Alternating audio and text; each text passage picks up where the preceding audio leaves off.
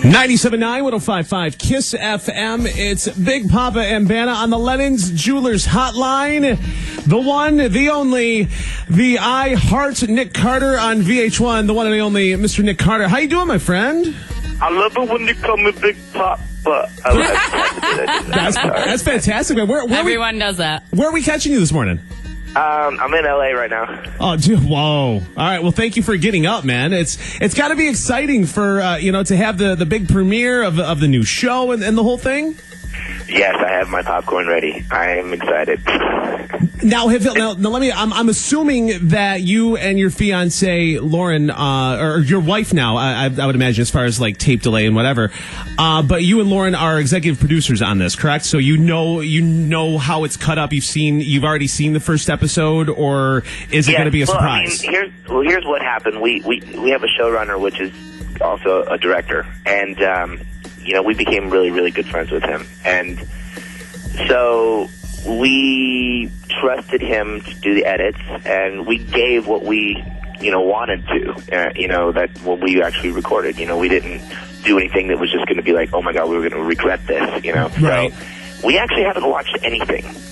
Really? Yeah, we're going to watch it in real time. Wow. Yeah. Wow. That's interesting, especially like a surprise. Especially because I've talked to other and I don't want to call you quote unquote a reality star because obviously you're so much more, but people who are just famous for being in a reality show and they don't have ownership of the show or anything like that. So they sit down with the family and they pretty much are embarrassed by how the edits are gone or whatever. Obviously, you're the guy, so they're not going to make you look like a total jackass. But at the same time, it may not be the most pleasant outlook of you at certain points. Yeah. No, it's different. This guy, we really, really trusted our team. Nice. And we also knew, like I said, we knew what we were giving. So we didn't, we didn't put ourselves out there, and we trusted ourselves. And I think first and foremost, we trust the people that we are now. We feel that we didn't have to do some acting or we were ourselves, and having trust within yourself, I think itself actually makes it a lot easier. Yeah, we're talking to Nick Carter on the Lennon's Jewelers Hotline. I Heart Nick Carter on VH1. You can follow him on Twitter at Nick Carter. I saw the preview, and you can tell when it's for show and when it's not. And you can tell just by the interaction between you and Lauren. It's real. It's legit. You know what I'm saying? Yeah, exactly. Yeah, no, it is. Trust me, Lauren, that's the reason I fell in love with her, is that she's real, too real sometimes for me. Real to the point where I'm like, baby, you like this new Backstreet Boy song we just recorded? She's like, no. Okay, back to the drawing board. Well, one of the things that I saw was you guys did almost like a pop quiz. How well do you know each other?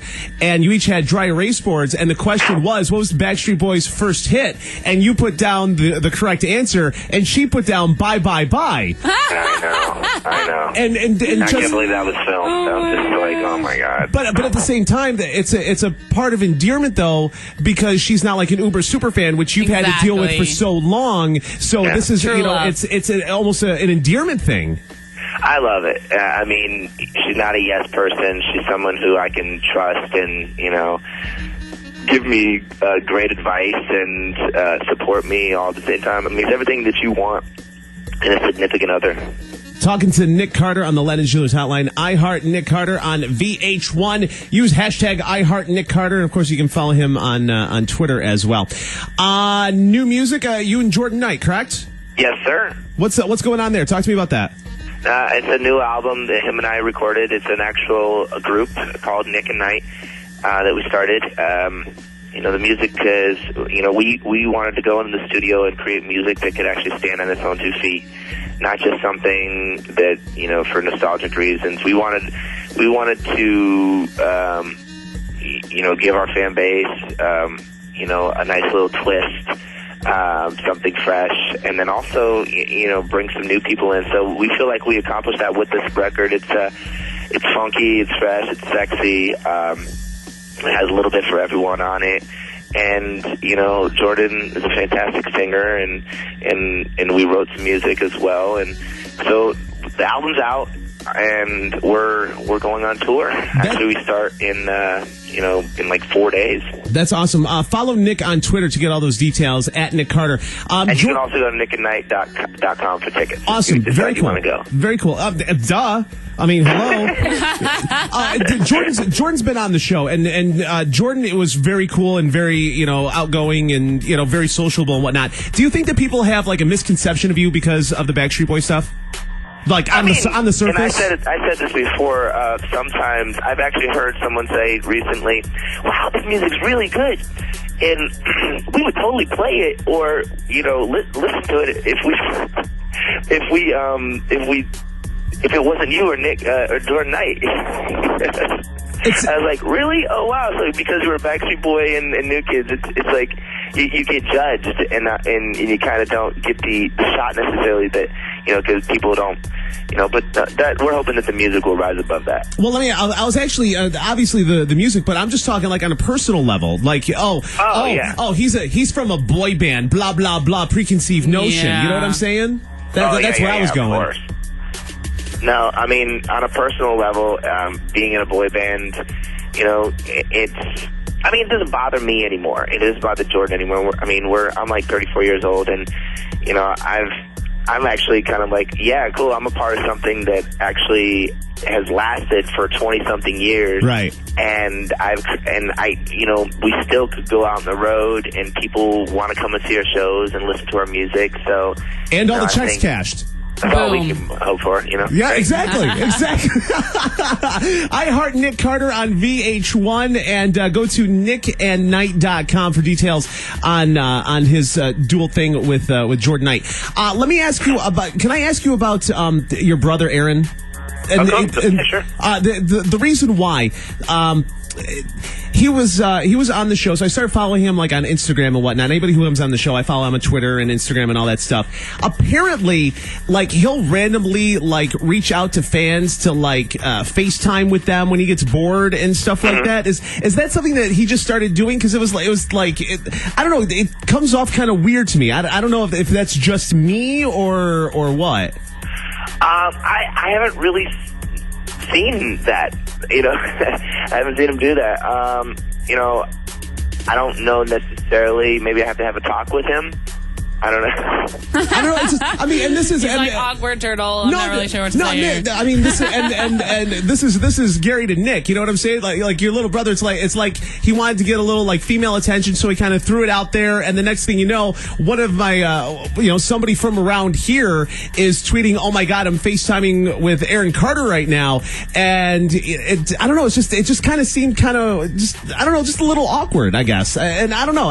It seems weird to have someone in his position do that. That's all. And I didn't know if that was something that he always did, or if it was like a one-time thing, or like what was going on. So yeah, I'll talk to him about it and see what's behind the madness. Yeah, listen, tell him that Creeper Free Friday is coming, and we don't want.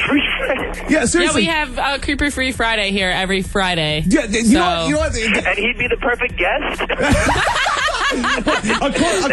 according to these two chicks in Central New York, yeah. All right, so I realize you got to go, and I appreciate the time. But give us a good creeper story, because I guarantee you got one. Come on. Oh man, I got some creepers. Bring it. Bring it. Come on.